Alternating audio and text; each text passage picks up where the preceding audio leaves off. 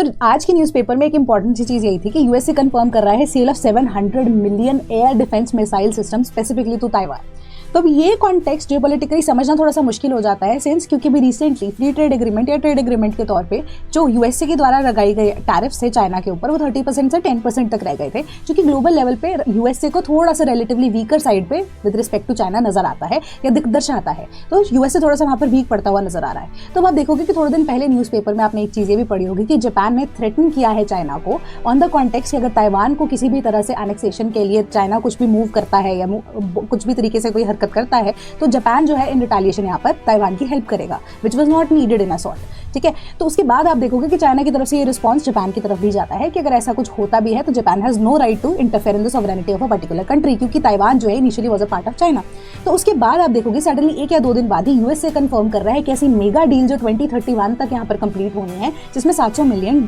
जो है वो इन्वेस्ट किया गया है ताइवान के द्वारा यूएसए से, तो जो कि अब एयर डिफेंस सिस्टम को और भी ज्यादा मजबूत करने वाला है। सो अब ऑल टुगेदर जो भी मुद्दा है वो जापान के साथ, अब आप कहोगे कि ईस्टर्न जो चाइना सी है, साउथ चाइना सी है, सेनकाकू आइलैंड्स एंड ताइवान का मुद्दा बार बार क्यों उठ रहा है, क्योंकि अब वो चाहते हैं कि चाइना जो कि अभी खुद से इन्वेस्ट नहीं करना चाहता है लड़ाई के अंदर, कि उनको ऐसा मौका दिया जा सके कि वो अब इकोनॉमिकली ड्रेन,